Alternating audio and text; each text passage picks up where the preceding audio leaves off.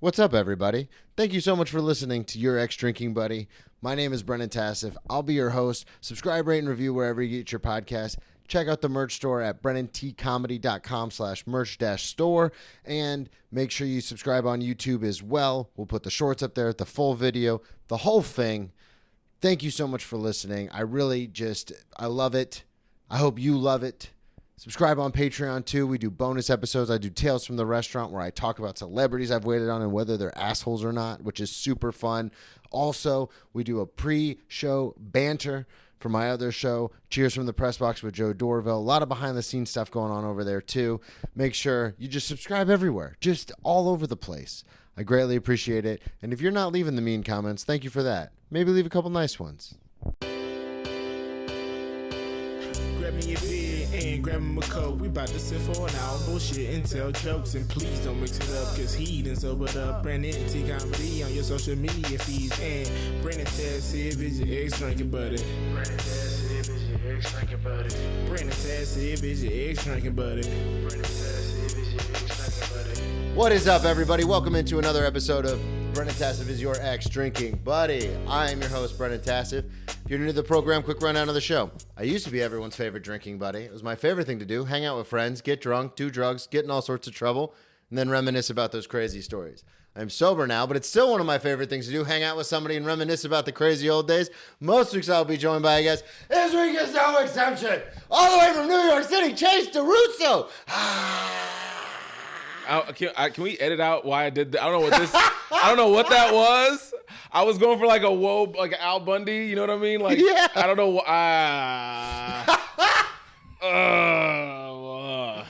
I'm immediately upset. I was absorbing. Anyway, let's go. Dude, this is fun. I had to crank us down a little. We did the mic check, and I was like, all right, we're going to be a little... Right. And then we got going. Before we get too far into anything, plug everything up front. Social media, you're down at McDougal Street a lot. Let everybody know where they can find you. Yeah. I'm all over New York City. You know what I mean? Producers love me. I'm on a lot of produced shows. A lot of times I'll host. I'll do spots. I'll do a guestie, whatever. Sometimes I just yell in the back. I'm a fixture in the New York comedy scene. You are, for some reason. I didn't realize it, and then you go to a memorial or something, and you realize like, oh, I know a lot of people. I belong here. I belong. Yeah, it's crazy. But I'm all over the place. My Instagram is at Chase DuRousseau. I'm sorry about the spelling. Just type Chase and then push D and then punch the keyboard a couple times. We're gonna link it. You hit 10 vowels, you'll be there. It'll be linked in the show notes. All right, cool. Yeah, so we've met. We actually didn't meet for a long time, but I knew about you obviously, because you are a fixture in the New York comedy community. That's what they say. What they mean. So a couple of things. The first time I saw you at, I think it was the Grizzly Pear, because you always dress very dapper. You always I appreciate that. Yeah, you always look great. I appreciate that. And I remember I was doing, because I do my lap. So after I leave the restaurant, I'll walk McDougal Street. I'll say hi to the people barking. I'll see what's going on. And I remember I saw you outside of the Pear, but you were like dressed up. And I was like, who the fuck is that guy? I was like, who's the guy in the suit? And someone's like, oh, that's Chase. He's like, he's hosting like the 8 o'clock, the 10 o'clock, the 12 o'clock. And I was like, damn, this guy is working. And then that was kind of the last that, because I didn't go up and say hi because I get nervous. And then my cousin, when she was living in New York, went to a show at the Grizzly Pear and maybe had a little too much to drink. And you were hosting, I think. And all her friends have a video of you talking to her, and she said something like funny, and everyone laughed because you set her up, and then she just like you teed it up, and then she just hit it out as a great comedian does. God. And I remember she sent the video to me, and she goes, "Look, I can do stand up too." And first of all, I was like, "That's not how that works." But second of all, I was like, "Chase, you're killing me, dude." I gotta see that video. Out of all the people, like it was my cousin. But that's when I was like, oh, okay. Like I know, like that was kind of because there's so many comedians in New York. I just went to Florida to do a Don't Tell, and I met a guy who's apparently lived in New York for 2 years, but also has family in Jacksonville. And I was like, how have we never run into each other? But that was kind of my first, like, oh, now I know Chase, like, because from that instance. And then we met through Katie. Yeah. Katie kind of introduced us, your fiance, and then unknowingly to me, you're as into Star Wars as I am. And then all of a crazy. sudden, not we were only like, are we into Star Wars, let's get this correct. Sometimes you meet somebody who you both have the same Star Wars movie. yes, That's your favorite one, and that's not a very it's the best common thing. one, It's so the best one to us, but okay, like look, it's the best story-driven episode. it's of the 9. best, like the best movie. From the a best cinematic. So there's movies that are. There's good movies that are about. There's great movies that are about Star Wars. Yes. And then the one we like is the best Star Wars movie. Yes. Which are two totally different things. 100%. Most people would say their favorite Star Wars movie, and for good reason, would be Empire Strikes Back. Yes. Right? That's the one where it kind of everyone's go-to. Like, well, it grew up. It got a lot more noir. Like, Luke's not a whiny little baby. Yeah. Like, that's the one everyone goes to. And then it holds up so well too. God. I just watched it the other day, like Dude, a couple weeks ago. It's so good. I watched it like a year ago, and I watched it, and I was like, they keep trying with this new Star Wars, like, the Disney ones, whatever. Like, they'll try to make it feminist or whatever. Yeah. But that movie nailed it on a whole nother level. Like, Princess Leia is the Han Solo of that movie. Yeah, she's and, so good. And at Han it. Solo is the princess of that movie. Right? Right? Han Solo does two cool things in the movie. At the very beginning, he saves Luke in the snow. And then at the end, she says, "I love you," and he goes, "I know." I know. Everything I actually just else. saw Harrison Ford in an interview talking about that. Yeah. Yeah, because George Lucas was pissed. That he said that? Yeah, because the script called for him to say "I love you" too, Uh-huh. and Harrison was like, "Han would never fucking say Because that."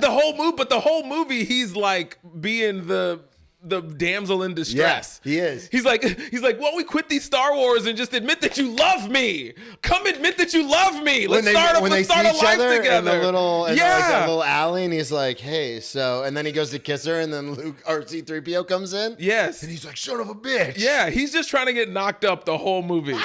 That's his whole goal. And then, so he only has two badass scenes. Everything else, Leia is like all about the war. She's all about being, you know what I mean? Oh, like yeah. a fighter. She's General Organa, man. Yeah, man. She's the badass in that movie, without question. We have to admit which one our favorite is. Hold on. Before we get there, I knew you were a lot of setting it people, up. the next one people will say is their favorite one, a lot of times, is either the original, episode A New 4, Hope, A yeah. New Hope, or newly Rogue One. A lot of people like that one. Yeah, Rogue One is kind of especially for younger people, is kind of their go-to. Yeah, it's like the closest to it came out like around the time Logan came out. It's like Yeah. that type of vibe. You know what I And mean? Logan was a fantastic. I love it Fantastic. when they do them darker. Mm-hmm. Like when they do it like, no, Wolverine's gonna fucking die, man. Like that's that I get stoked about that because comic books. I grew up around like comic books and Star Wars and stuff like that. And the thing that always disappointed me was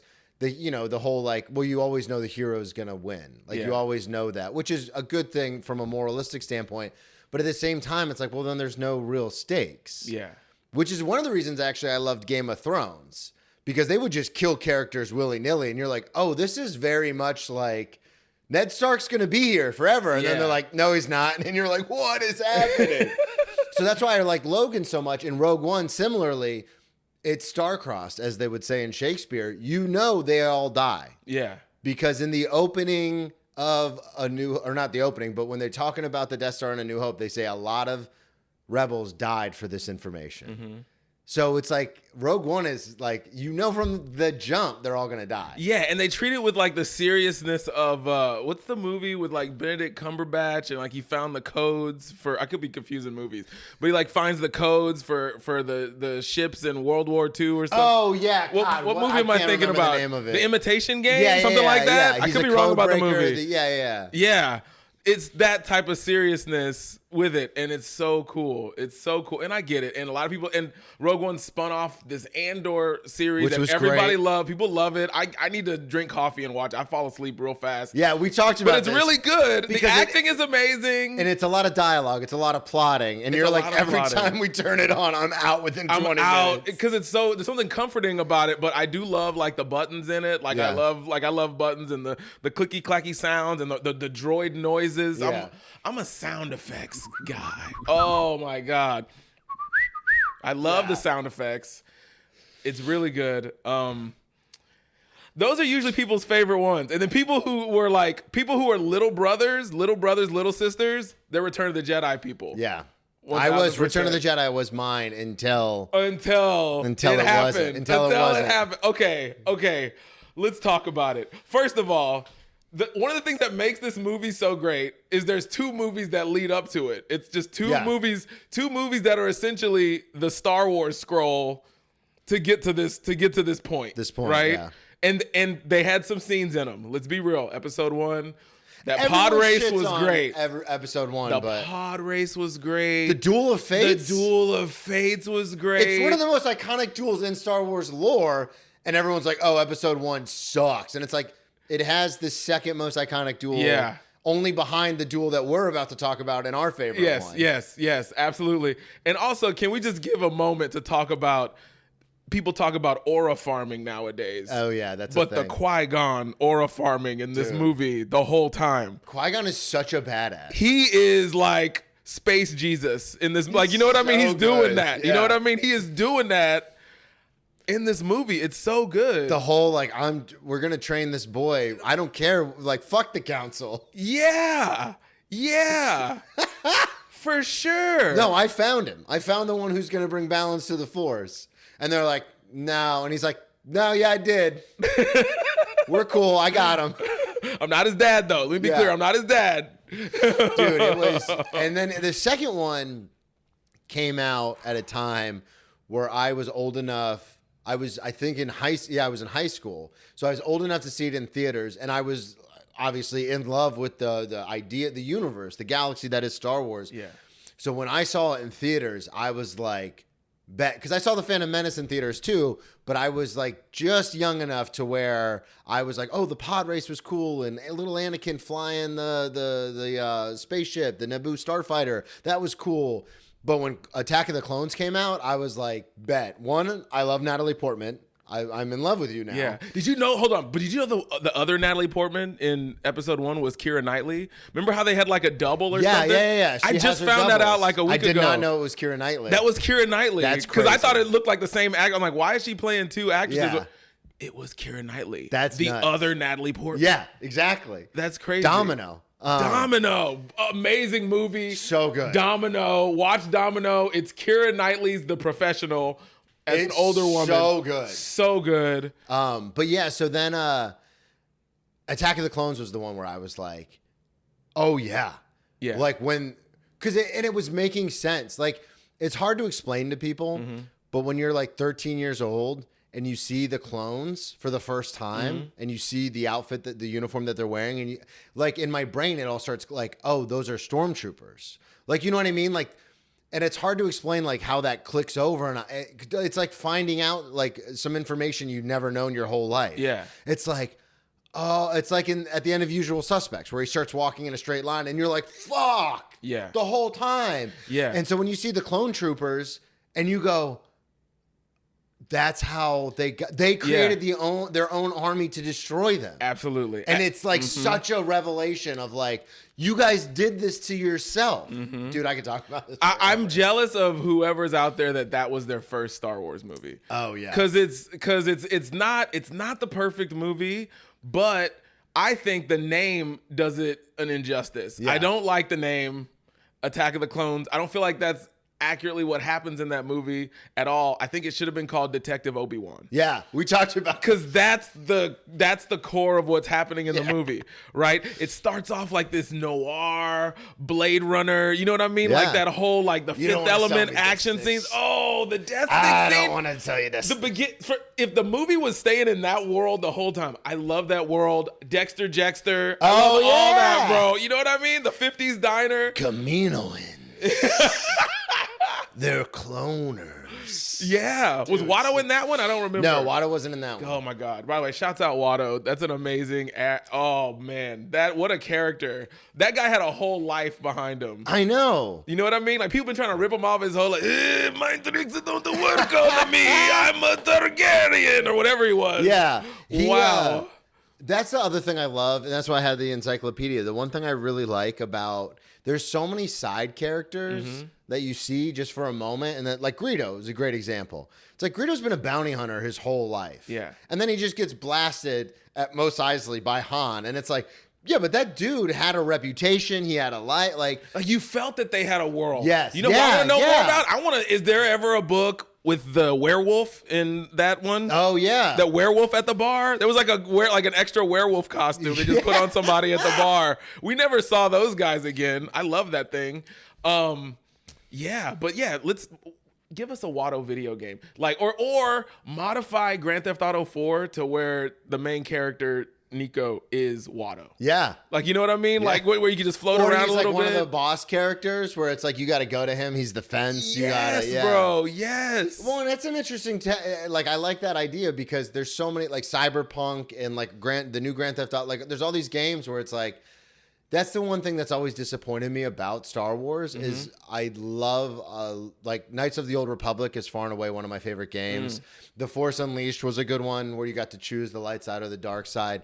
But the one thing that they never like fully got was like an open world. They never did. Like you're right, and we would all hope like we didn't even know open world existed at the time. Yeah. But I remember looking at screenshots like the magazine advertisement Game for Informer, Shadows of the Empire. Oh yeah. Which, by the way, shouts out to this revolutionary video game because there was a video game, there was a soundtrack, there was a book, no movie. Yeah.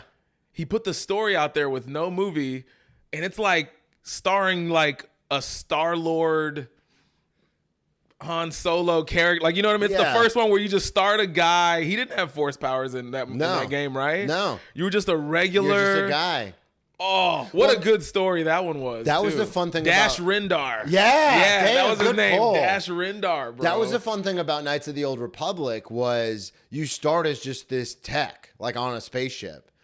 And yes. That's how it opens. Because yes. I just re-downloaded it and was playing it, and the graphics are rough. But it's a turn-based game, so like you don't need to have like a super fast engine as far as the game, the system. By the way, turn-based ahead of the time. We need to start going back to that. I know the Yakuza franchise is doing it now. Love that franchise. I'm on the fourth one right now. I'm trying to get to the turn-based one. It's a really good game. You're like a Japanese gangster. It's so cool. It's funny. The drama is amazing. I love it so much. But yeah, they have another sub-series in there that's turn-based, and there's something about turn-based, like if you're a person that's addicted to your phone, it's the perfect game. Yeah, that is true. You get the story, you're in the middle of a fight, you're like, oh, let me check some text, let me go back here or whatever. Dude, see, I'm big open world, which is the only Knights of the Old Republic was one of the first ones and one of the only ones. Like Outlaws I haven't played yet. You a Mass Effect guy? Oh, I love Mass Effect. Ooh, I'm still on the second one, bro. Okay. I've beaten them all like 3 or 4 times. I don't want it to end. It's one of those games I feel like I get to the end. I'm Andromeda's good. Andromeda's good. That's the last one. Really? Yeah, they patched it up. I remember reading. It's actually okay. Yeah. One of my things I like to watch YouTubers get mad at video games as they update it. Like when they re-released the Grand Theft Auto trilogy and it was like so bad at first. They did. Cyberpunk was that. Yeah. When I got Cyberpunk when it came out, and I had an older Xbox at the time. But they were like, oh, you can still run it on an Xbox One X, but it's made for the Series X. But you can still run it on an Xbox One X, which is what I had. Dude, it was so glitchy. And I remember being so disappointed because I'm of the generation where we would wait in line at GameStop for the midnight release of games. Yeah. And you would get the hard copy and you would go home and you'd play it all night. You'd wake up the next day. You'd do that on a Friday. You'd wake up the next day. You'd play it all Saturday. But now because everything's online, they rush. I don't know if they rush these games out, but they think like, oh, it's good. It's good enough. Yeah. Exactly. And so Cyberpunk, I remember playing it. It was really glitchy. And then I was just like, maybe it's my Xbox. So I didn't play it again for a long, like I played it like 30 hours worth. And then I was like, I can't, the game's dragging, it lags, it's glitchy. And then I remember I got the new Xbox, re-downloaded it, and they had patched a bunch of the stuff. Like they had fixed a bunch of the stuff. And then I was playing through it, and I was like, okay, this is what it was supposed to be. But I was disappointed because I was like, this is a year and a half after the game came out. It's finally where it's supposed to be. Yeah. So it's like, just don't do that. Well, here's what I was thinking. You said that whenever they put it out, they're like, it's good enough. I don't even think it's like that. Whenever they did the Grand Theft Auto one, and it was all glitchy when they did all 3 of those classic games, by the way, did not even need to be touched. Leave this just download the original versions. Yeah, you know what I mean? Like, the original soundtracks. I remember for one Christmas, my birthday, my friends got me the soundtrack to Vice City. So good. Which was like just like a bunch of discs, and the art, the sketches were so good. Everything was so good. Just real quick on that note, I heard one of the production guys from Rockstar, Vice City, and then it was Vice City. He goes, we mapped it out so much because it was based off Miami. And he goes, we mapped it to the letter of Miami that when I flew into Miami for the first time in my life, I knew, like, the strip club in the game is based off of a famous strip club in Miami. He's like, I knew where that was. Like, I could walk down the street and I knew where, like how Spider-Man 2 does it with, like, New York. He goes, we made it so much like Miami that I literally landed in Miami, never been there in my life, and I knew exactly everywhere I was going. And I was like, crazy. Dude, that's attention to detail, man. That's attention to detail. I love that. But I think these video game companies, what started happening was they knew they could put something out, patch it, and it would keep people talking about it, and they would just generate sales. So even though these other versions of it had bad versions, they would keep patching it. It kept it in the news cycle. We just updated it. I think there's something about keeping it in the news cycle, keeping these YouTubers talking about it, keeping fans talking about it, that makes it generate more and more and more and more sales. That's true. To where normally it shouldn't even come out on that system, but by doing that and having a tolerable one at the end, I think it's a little purposeful sometimes. And it's funny you say that because I think that way with so much. I'm a skeptic by nature. So there's so many times when someone will be like, yeah, but they said this. And I go, they're lying to you. Like, the company is lying to you. Yeah. And they're like, why would they do that? I go, because we're talking about it right now. Like, what do you mean? And you see it all the time in politics and corporations and all that kind of stuff where it's like, no, but they said they were going to do this. And they go, yeah, they were lying to you. Yeah. That's just what people do. That's what they do. And we got to talk about it. One, there's no real open world game. Knights of the Old Republic was the closest they came, and they haven't been able to replicate that. I'm on Reddit all the time, and they're always like... With an open world game? Yeah. What do you mean open world? So open world is like a Skyrim. It's like a Mass Effect in a sense where... So I like open world where RPGs, you can make a choice and it actually does. Where you can make choices. Where you don't have to stick to the main story. Bro, I started playing I want to go somewhere else. You ever play New Vegas? Fallout New Vegas? I love Fallout. Fallout by nature is an open world game. Yeah, but New Vegas, oh my God. I've heard that actually from a couple of people. You make a choice and it ripples. Yeah. It's like, but I feel like that video game wise, games like that are Dostoevsky style epics. Yeah. And I don't know if we have the budget to make another thing like that. So that's the Unless problem. I heard Baldur's Gate 3 was good. Yeah. I heard Baldur's Gate 3 was good. I'm back on Witcher 3 because I have Witcher 4. I gotta beat Witcher 3, bro. Did you get to that part where you're that little kid that you have to help, that little kid in the woods that looks all evil, like a little demon child or whatever that you help out? Yeah. That was so cool. Yeah. Those stories are so cool. I just did that, yeah. Yeah. And then I have the expansion pack one, so I was actually, because I've already beaten the game like 2 or 3 times, so I'm going through and doing the expansion versions first, and then going back to finish the game. 4's about to come out too. Yeah, which is going to be all Cirella. Oh, it is? Yeah. Wow. It's all based on her. So, but the thing is like, I just wish Star Wars would do that. And they tried with The Force Awakens, with Cal, but the problem is it's still straight line. So the thing I don't like about first-person shooters and straight line games is you can't get lost. Like, you can't figure something else out. You can't do anything else, which is why Skyrim is up here as far as my favorite game of all time. Yeah. Because you could literally just... I got to play Skyrim. I've never played Skyrim. You could literally just become a blacksmith. Really? And just like fuck everything else. Like, I'm just gonna make the best warrior gear. I love that. Like, you could be a blacksmith in the game. And well, like you could just focus on like, this is the skill, because they have a whole tree of skills, and you can like focus on, this is the skill I want to. So you could be a mage and like do the whole mage story. There's storylines for everything. So you could be a thief, do that storyline, an assassin, do that storyline. It's got a whole storyline, which for has the thing nothing to do with the actual main story of the game. That's amazing. And that's what we're talking about with Star Wars. It's like just people in that world living their lives. I think it's gonna come from an indie developer, dude. Something like that's gonna come from like it's gonna be one of those one so guy expensive, operations, though. like that Undertale. You ever play Undertale? No. It's this. You can be a passive person in the game and not get in any fights and just talk your way out of stuff. That's what I want to do that on one of these AAA games. If I can play like a Cyberpunk and just be a guy that talks and has charisma and charm. You could do that in Witcher. You can do that in Witcher and not fight? with the Axia. You could just great. the Force thing. So, God, we've talked a lot about. We've talked a lot. We're talking about this to get to the point. Yeah. Now, so the thing about updating stuff, George Lucas did that with his movies, which at the time, God, you were so good at the at time just we bringing didn't it all like it. together. At the time, a lot of people didn't like why is he adding all these extra characters and stuff to Star Wars? Now in 2025, I'm gonna say it. I don't want him to put down the paintbrush. I want him to keep adding stuff to it. If his final version looks like Where's Waldo with Anakin in the middle, I'm happy with that. I just want to live in that world. I want to see everything George Lucas does because I miss the stuff that he's doing. I miss the stories that he's doing. Yeah. Every story he told was completely like different on like another planet. Like you appreciate the prequels now, because it's not like a conventional movie. At the Hayden time, I think people said wanted he got so much shit for it. I'm and sure now, he did. Jar Jar got a bunch of shit for it. Did you see? Well, obviously you saw. Ahmed Best, shout out. Yeah, that the guy. redemption arc they gave him. The redemption arc, bro. I don't know about the redemption arc. I know about real life. He's happy. Well, they saved him. What do you mean? What was the one that just came out? Not Andor. Obi-Wan. In Obi-Wan. There's a Jar Jar thing in Obi-Wan? There's not a Jar Jar. Ahmed Best. Stop! Don't tell me anything else. I'm gonna finish it. I haven't watched Obi-Wan yet, which brings us to Yes. Obi-Wan is so good. Yeah. Oh, so many people, like, to your point, so many people talk shit on it. I was like, no, I want to live in this world. This is actually really cool. Let's talk about our favorite Star Wars movie now. Episode. You want to tell them? Or you want me to tell them. Episode 3, Revenge of the Sith.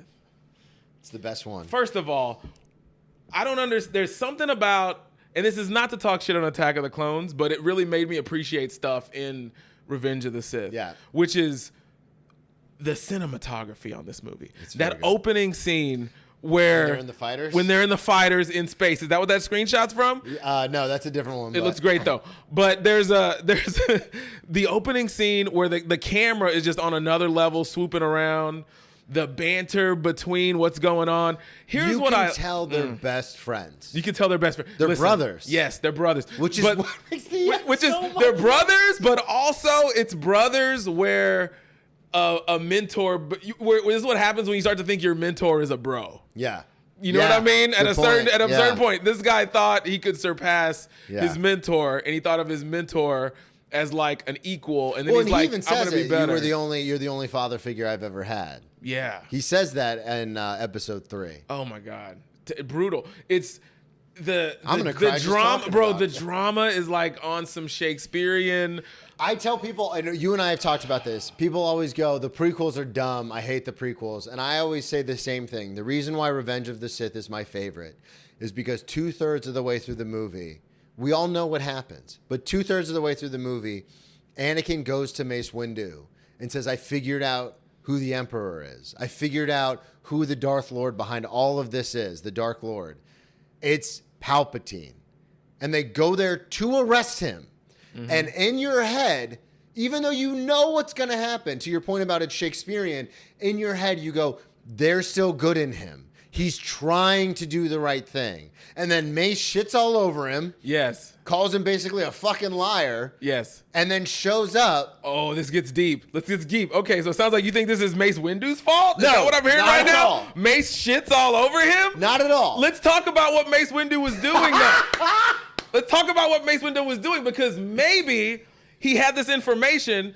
If he's not about spreading lies, maybe. Mm-hmm. Maybe. You could be right, but maybe he's not about, maybe he's like, this is like I need to go investigate this for myself. He does. But at the same time, maybe he also wants all the glory for saving the universe from this asshole. That is true. The thing though is like, because if he tells the other people, first of all, you don't know how connected this guy is. You could be wrong. Their technology, this guy's definitely snooping in on their. He's got someone on the payroll. He's snooping in on their phone calls for sure, because he can't use powers to know that. Unlimited power. Yeah, he can't use that to know that he knocked up Natalie Portman, right? So, But yeah, I do have a theory about it though. I think people are upset with some of the dialogue choices and stuff that is going on in these movies, right? Or the last or the episode 2 and 3. But if you really look at it like Palpatine aged Anakin to be more mature so that Queen Amidala would fall in love with him, that's like a 14-year-old, 15-year-old kid. Yeah. She's an adult. You know what I mean? It's like a teacher falling in love with a student. Well, right? he says I haven't seen her in 10 years. In 10 years. And he's not, at this. But he's like 9 or 10 in the original. In the original, he's 9 or 10. So he's like 20 years old. So he's like 20 years old. Yeah. But he's a very immature 20 years old because here's what it is. You ever see that movie Captain Fantastic? No. With Viggo Mortensen, where he's No. like basically homeschooling these like 10 kids that he has? Okay. That's what that movie's about. But if you're going to homeschool a kid like that, sometimes you lack some social skills and stuff like that. I think that's what was going on with Anakin. Yeah. Because he's only going on missions. Well, and his only interaction with people. Episode 2, he does not know how to talk to her. He does not know how to talk. Yeah. That opening scene when he sees her, like the not the opening scene, but the scene where he first lays eyes on her, it's hard to watch from he loves her so much, but he doesn't know how to say it. Because he just straight up is saying it. And you're like, this is weird, bro. You don't talk to people like this. He doesn't know. But you know what it sounds like? It sounds like a guy who grew up only on iPads all day, which is what he did. He's only sitting here talking to his robot friends that he's creating, right? He's only talking to R2 and Obi-Wan. Yeah, and one of them speaks English. You know what I mean? C-3PO. That's that. You know what I mean? Yeah. So he doesn't have a real way of communicating with people. And then you talk to Watto? Like, who's he talking to? Yeah, you know what I mean? So he doesn't have this like mental capability to talk to people. You're absolutely right. The thing I like about it the most though is for him talking is a struggle. Yeah. Well, and that's been torn apart from like online and stuff. But the thing I like about it so much is the fact that one, he knows what's happening. He's aware enough.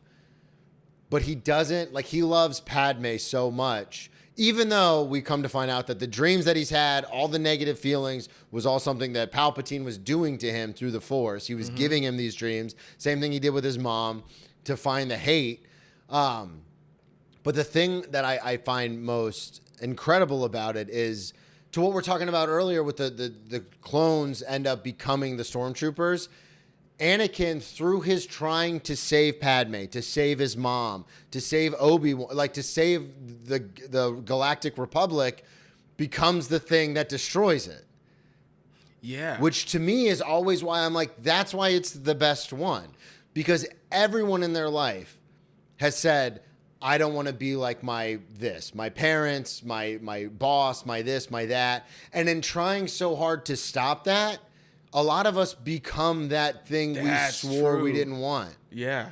Like I said it a lot. You're like, manifesting it. Yeah. Like putting energy on it. Because you're talking about it, you're thinking about it. He's thinking about it. He's talking about it. And he so badly just wants Padme to live. And we see this in like hacky movies like Final Destination all the time. In trying not to die, you end up putting yourself in a position to be killed. Yeah. In trying to save her, he ends up killing her because she dies. And the Dr. Droid even says there's nothing physically wrong with her. But she just dies from a broken heart, which we've seen in real life. We've seen people, their significant other passes away, 3 months later, they die. Also, that's a huge broken heart. Like, you've invested all your time and energy into this guy. You love this guy. You're about to have a kid. You think is a kid, but it's two. You're about to have a kid from this guy. Yeah. And you find out that he killed younglings, bro. Like, he's a mass murdering psychopath. One of the things that they don't talk about is Obi-Wan shows her the video. Yeah. Which it's a line of dialogue, which she goes, I saw what you did. Obi-Wan showed me what you did. And it's like, so she watched it? Imagine seeing the person you love more than anything in this world slaughtering children. Yeah. But in his head, he did it all to save her. Yeah. And so to me, I'm like, that's why it's the best one. But then also, here's how slick this movie is. If you did your homework and watched the other two, even passingly, you'll know that he killed an entire group of other kids before we even got there. Not just the kids. Not just the kids, but the women. The women. I slaughtered them like animals. Yeah. Oh. Yeah, I would too. What? You take my mom as a slave, you rape her, you kill her. Yeah. I'd kill everybody. Yeah. I mean, I say it kind of jokingly all the time, but there's a great line. I don't know if you ever saw the movie Looper. There's a great line in the movie Looper about time travel where, God, what is his name from Dumb and Dumber? Also, we're pissing people off right now because I'm pretty sure the guy that directed Looper was Rian Johnson. Yeah, it was. Okay. But he says something in that movie that's always stuck with me where he goes, at one point, what are you willing to, he goes, you got to ask yourself one question. Who are you willing to sacrifice for what's yours? And I was like, damn, dude. Because fast forward, that's the same, like Anakin's mom dies. Now it's a person to a person. And I'm real big on like, what makes someone else's life more valuable than someone else's? You know what I mean? Yeah. Like their lives, their human lives, whatever. But the fact that it's like, I think about it all the time. Like if someone, like when Tracy and I walk around on the street, she'll be like, oh, what, like, she gets nervous. It's New York, you know, I get nervous. She gets nervous sometimes. And I'm always like, in my head, in the back of my head, I'm always like, if anything happens to you, if anyone tries anything, I'll kill everyone. And I never really put two and two, but it's like that. Anakin was doing the same thing. Yeah. He was doing all of this to protect her. Yeah. He was told that the Jedi were destroy him, destroy her, destroy the Republic. So he thought he had to protect it. So he killed everyone. He was wrong. Yeah. But he was wrong. Sometimes you're wrong. Sometimes you shoot, a little too far. I don't know. I just think it's, to me, that change. Going from Anakin to Darth. And, of course, the Battle of Mustafar is the greatest duel in Star Wars history. And oh, my God. I mean, I cry just... Like, I've seen it a million times, and I still, every time, crying. Dude. And the lead up to it. Dude. You don't want it to end. Like, it just... I remember just... You were supposed to bring balance to the Force, not lead it in darkness. Oh, my God. Dude. You were the chosen one. Dude, Anyway, so yeah, we like Star Wars. Dude, I'm getting misty-eyed just thinking about how great it was. It's so... I hate that. I hate you. I hate you. Oh, my goodness, bro. Because how many times... I'm sure everyone in their life has been there. The person you cared about the most in this world, you see it as a slight. They might have been doing it to protect you. And this has a lot to do with like children and parents. How many times have I slammed the door? I hate you. And this is that just on a much more amplified level. Yeah. Like I hate you. Oh, dude. That's what was keeping him alive, bro. I don't know. That was crazy. Well, you know the Darth Maul duel that Darth ends up having with Maul. So Darth ends up having with Maul? Darth Vader? Yeah. Fights Maul? Yeah, so they bring Maul back. The Sith don't think, this is in like the comic books and stuff, but the Sith don't think that Darth Vader is worthy of leading them anymore as the apprentice to the Emperor. So they revive Darth Maul, and he fights Vader, and Vader kills him. But the way Vader kills him is Maul has him. Like, he's got him down. He can't, and he forces his lightsaber to him, and Darth Vader stabs his own self through the stomach to get Maul, who's coming up from behind him. Wow. And Maul, in his dying breath, says, what could you possibly hate so much that gives you this strength? And there's a pause, you read it as you're supposed to, and there's a pause, and Vader just goes, myself. And I'm like, bro. Wow. And even in Obi-Wan, which you haven't seen yet, but there's a whole scene where he talks about it. Where he goes, he goes, Obi-Wan, you never killed Anakin. Mm-hmm. I did. And it's like, dude. Like, that's why I liked it so much. That's why you like it so much? So good. I'm going to tell you, I love all that stuff. And it's one of the things that, it's one of the reasons I do like it so much. But I think if I had to pick my absolute favorite thing about that damn movie. It's the spaceships. Just something so basic. I don't know. The lightsabers are pretty buttons? cool. No. The droid sounds. I don't know if you heard me earlier do the whistle. The droid sounds are my favorite. Yeah, everybody's a badass. They made R2-D2 a badass. He could do action scenes and stuff in there too, like burning people up and jumping around. It was great. It's the Palpatine coming out party, bro. Oh yeah. He made it. It's his Ace Ventura Pet Detective, bro. He shows everything. He's like, I've been acting like this asshole for like years, and I'm so glad to finally be myself. Power. you will die. Oh my God, bro. He's so good. He's hype. He's so good. And even before he gets to the, because once he comes out, he's out. Yeah. He's never going back. Once He goes he's right in front out, of the Galactic Senate like bro, that. he becomes a guy that's not passing as a human No. at all. I don't know what the fuck but I feel like when he was electrocuting, he was doing that to himself. Yeah. He's like, oh, let me like mutilate I want to be who I am. Because that's what happens is like Mace throws it back at him. And in order to kill him, he has to like rev it all the way up, which destroys him. Yeah. But again, this comes back to that whole point of like, I'll hurt myself to kill you. He's like, he doesn't care. He's like, I'm gonna mutilate myself, and I'll never have to go back. Like, they're gonna know what I am. I am he who says. What is the quote from the Bible? I don't know. I am bro. he who says I am, bro. Oh my God, dude. And the opera scene, the sperm opera, whatever it's called. Yeah. What was that? Well, that's first of all.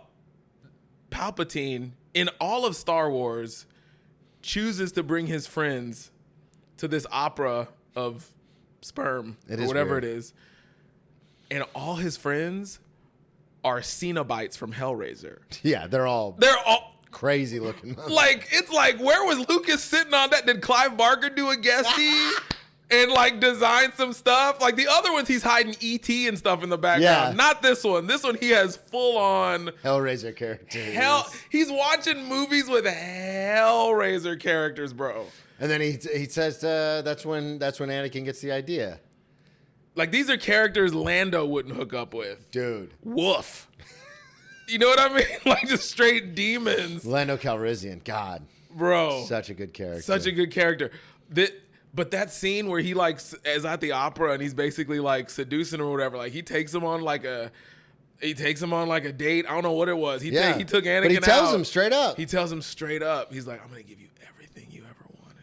I'm gonna give you shit that you don't even need, like know that you want. The thing that bothers me about that scene is he mentions the dreams, and it's like one of those things where it's like, if Anakin thought about it, he'd be like, I never told you about the dream. Like, how do you know about the dreams?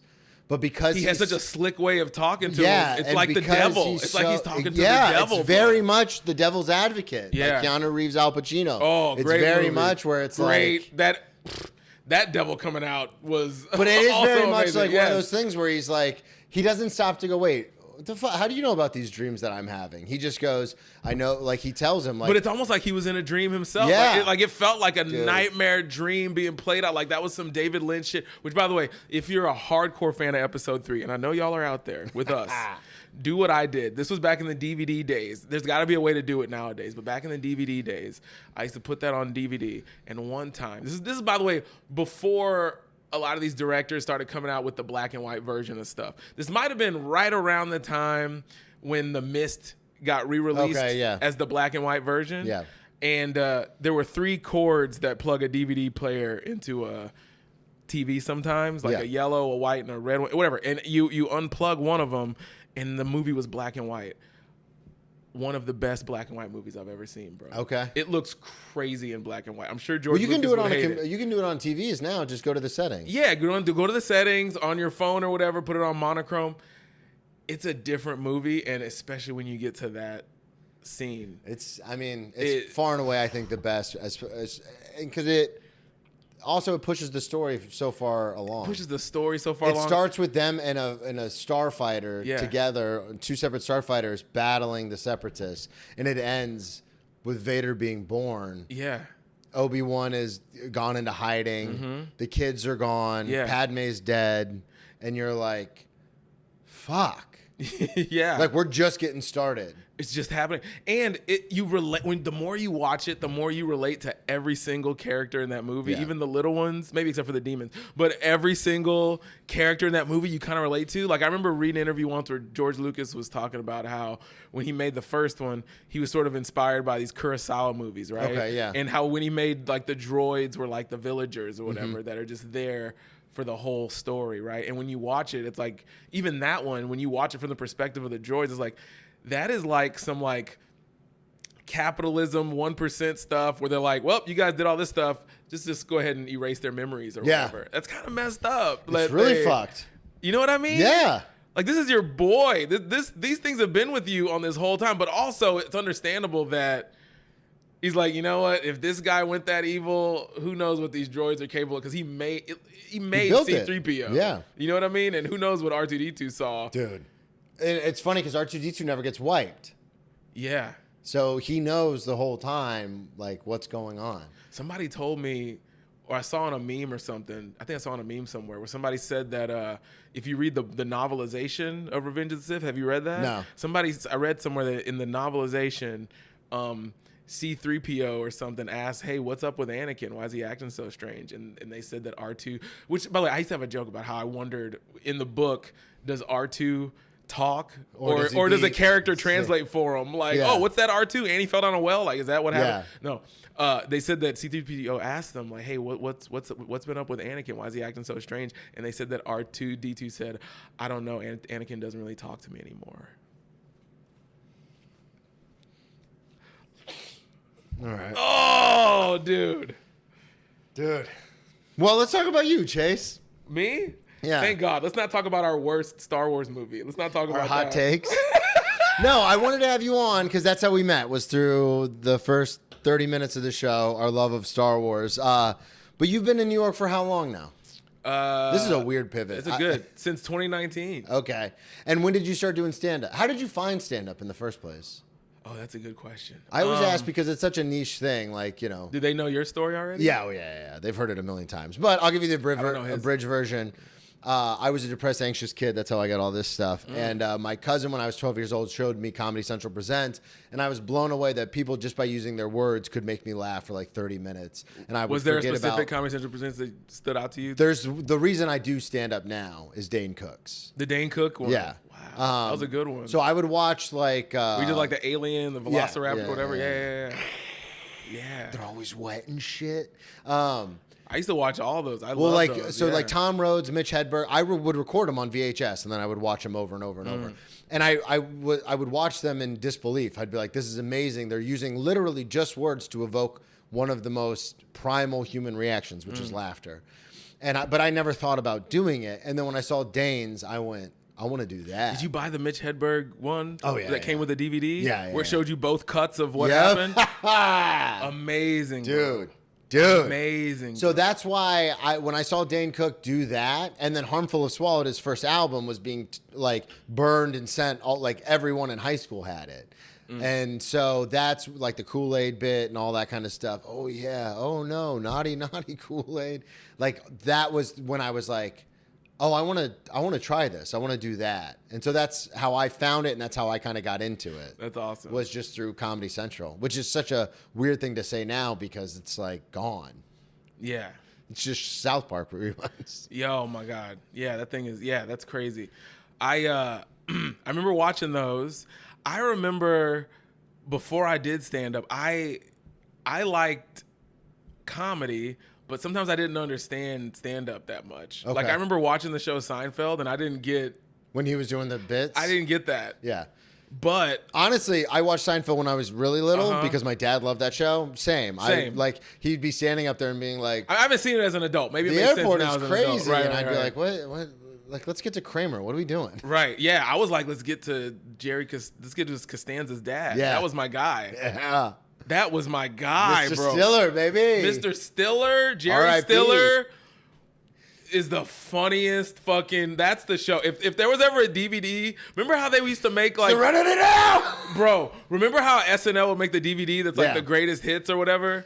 Okay. I'm sure you can find that on YouTube. Let you know about my comedy taste. I had one of those, and it was the TV Funhouse one. I had the Robert Smigel one. I had the cartoons. Really? I love bro. That was the best DVD. It's so funny, bro. Not Chris Farley, not Adam Sandler, not Will I didn't Ferrell. have any of those. No, I had the Robert Smigel one, bro. I love Robert cartoon Smigel. shit, bro. I thought it was so funny.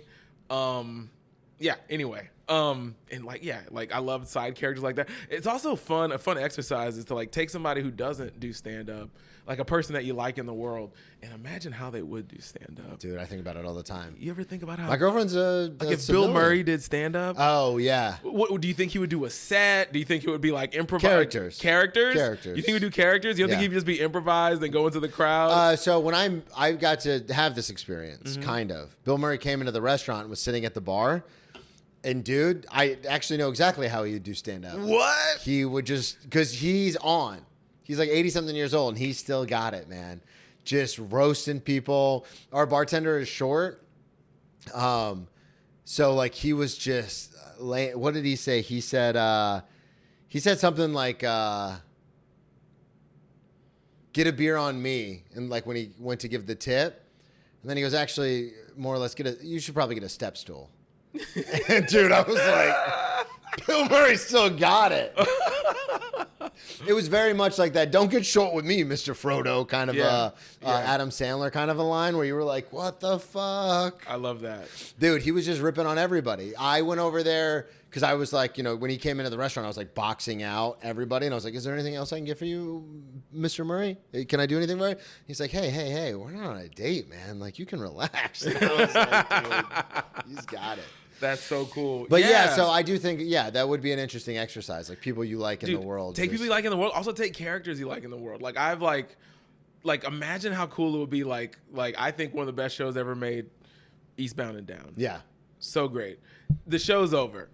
But man, if they don't want to make another season, let's just see Kenny Powers do stand up. Like, but you know what I mean? I love all these characters, bro. Danny McBride is the funniest dude, bro. That Danny McBride, Will Ferrell, God. and Craig Robinson. Craig Robinson, bro. When they have that whole like he was the best hitter and then Danny was the best pitcher, and dude, I watch those. Those come up on my algorithm all the time. Like that scene. Yeah. When they're at the car dealership. Yeah. Dude, it's the funniest. It's like pure comedy. Dude, Craig Robinson's one of the funniest dudes in the world. I work with him sometimes. He'll get me go on the road with him a lot. He's a great guy. Flex. Dude, follow him. Always go watch him live. It's always a party. Plays the piano. Even if he's not playing the piano, he's amazing. Just one of the funniest dudes of all time. He's genuinely that dude. So funny. But he'll show me like deleted scenes or whatever from that. Like he'll show you deep cuts on YouTube. They're on YouTube. Yeah. But there's like a deleted scene with him and Will Ferrell and like a baseball bat. And dude, just look it up. Look it up. Good. He even showed me a sketch with him, Sean Gunn, which is James Gunn's brother, and this James Gunn sketch where they're like parodying Bang Bus videos. So funny, bro. So that was kind of your foray into getting bro. into stand-up, was like seeing that kind of stuff when you were a I kid? like comedic actors. I like movies with comedies. I wasn't really super duper into watching stand-up. But then when I started watching it, I was like, wow, this looks cool. You know what I mean? But I would see people who I didn't think were that good, and I'd be like, all right, I could do that. You know what I mean? I think I could do that. And then so I remember I filled out an application to work at a movie theater and at the comedy club. And the comedy club answered me back in Houston at the Houston Improv. I was like, all right, let me go hit this up or whatever. So I was like, what do you want to do here? And I was like, let me work in the ticket booth. So that way I can sell tickets. And then when the booth's closed, I can go watch the show. Yeah. So I worked in the ticket booth there. Damn. And before I did stand-up, so it was like August of 2006, I worked in the ticket booth there. And I remember watching the first show there. It was John Hinton from Living Single headline. I know John Hinton. And I remember watching the show, and I was like, this is insane. There's no way I can do this. Like, this is crazy. Like, these people are talking for like an hour. Like, you know what I mean? Like, openers. I'm like, this is crazy. And then I watched the second show, and I was like, oh, it's an act. They're doing the same. I could do this. And then so I started writing my joke. I was like, for my birthday, my gift to myself is the day after my birthday, or the on my birthday, if possible, if not the day after, I'm gonna do an open mic. And that's exactly what happened. And the first place I did stand up was the Laugh Stop in Houston, which is where Dane Cook, I believe, recorded Harmful If Swallowed. Mitch Hedberg recorded Strategic Grill Locations. Legendary club, bro. I went up at that open mic, and every joke I did not work.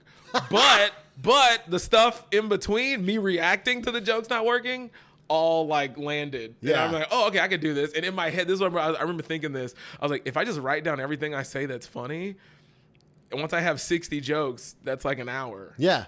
I'll have a special. It'll be When did you move to New York then? I moved to New York so first I went to LA. I went to LA for like 7 or 8 years, and then I went to New York a little bit after that. Okay. I bounced around LA and Houston. But yeah, LA was crazy. I went to LA, then had to go back to Houston to take care of my parents for like a year or two. But I didn't realize how long I was gone until I talked to a buddy from LA, Johnny Roque, funny comic. He was like, "Hey man, when are you coming back to LA?" I was like, "What are you talking about? I've just been gone for a little while. I'm just taking care of my parents real quick." He's like, "Dude, you've been gone for like 2 years." I'm like, Oh, yeah. It'll slip away. It'll slip away Because taking care of that happened parents, to me bro. when I went back to Jacksonville. I went back, we were doing the leg of the Bro Adjacent tour in Northeast Florida. Mm-hmm. And I was thinking about it, and I was like, oh, well, I was just...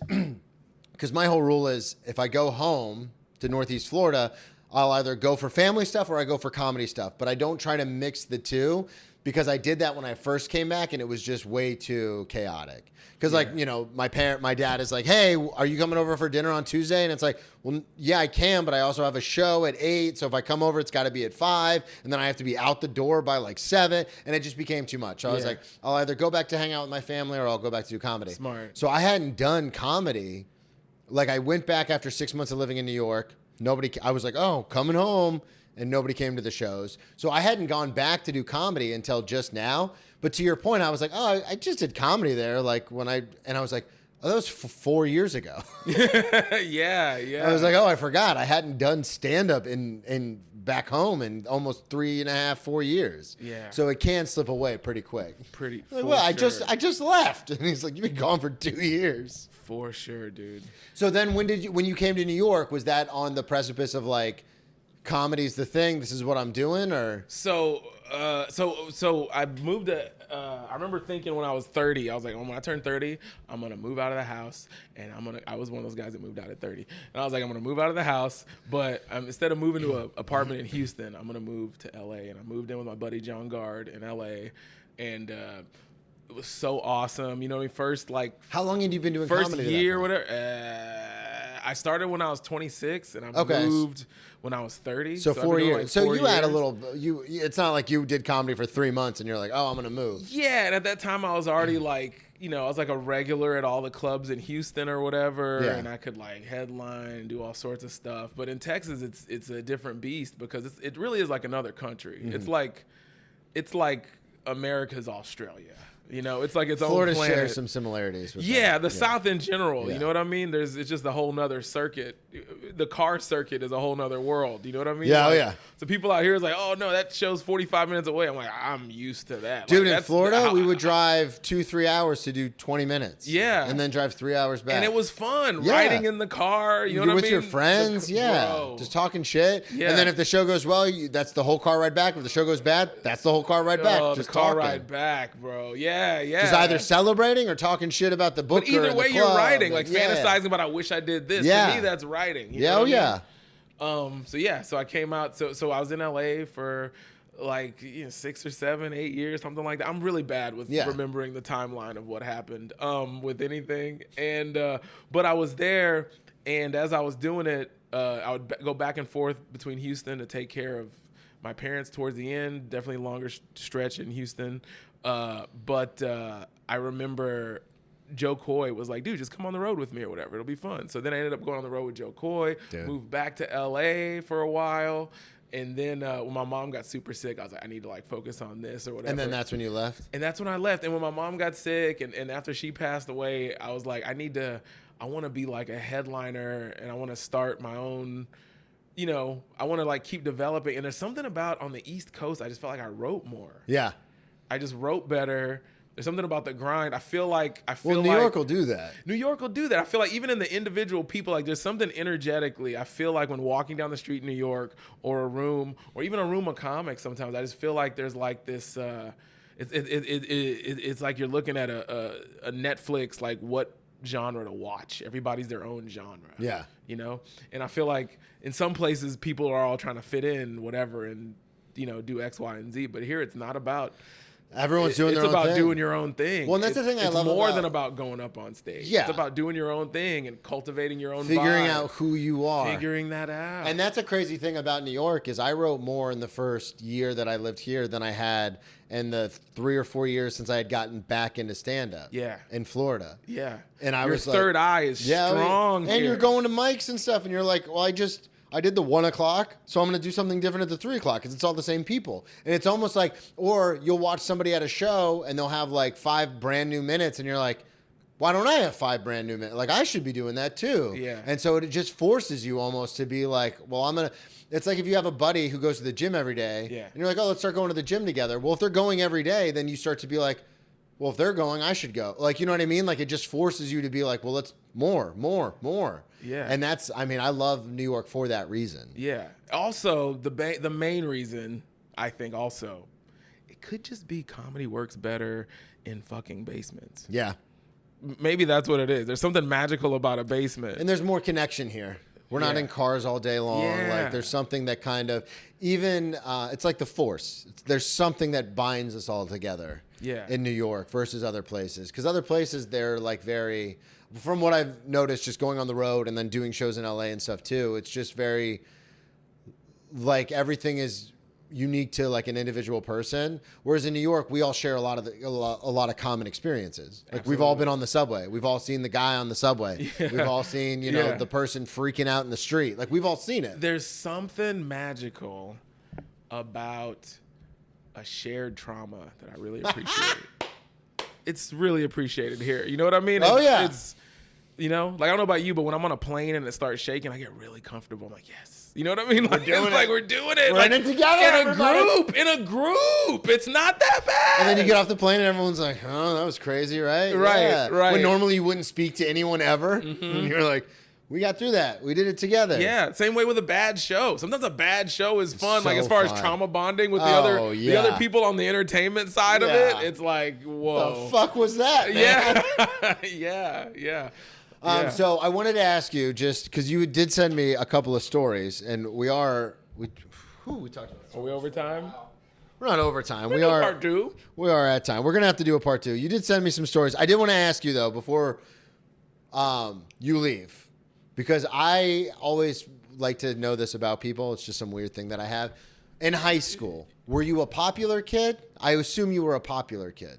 I didn't realize how popular This I was always at the time. fascinates me. I didn't realize. I ask everyone who I comes was on in the my show head this. the whole time, so I didn't realize that. This is like the comedy thing where you show, like you said, you show to a memorial and you'll be like, I know everyone here. Yeah. I didn't realize what was going on. You know what I Okay. mean? Because I was such in my own world, and I liked to whisper to the loud kids, say this. You know what I mean? Like, so I thought I'd be a writer. You know what I mean? Now I'm definitely more in the performance. Now you're the world. loud kid. Now I'm the loud one, right? But I used to like whisper, hey, say this. You know what I mean? Like, or just try to. I like picked one person that would get my sense of humor. Yeah. And I'm like, I'm just gonna crack this guy up the whole time. You know what I mean? I remember I used to love like obscure movie quotes. So Oh. I would just walk in the classroom. Dude, I've got 30 minutes of material on this. Bro, I used to walk in like, he's not an ex-employee.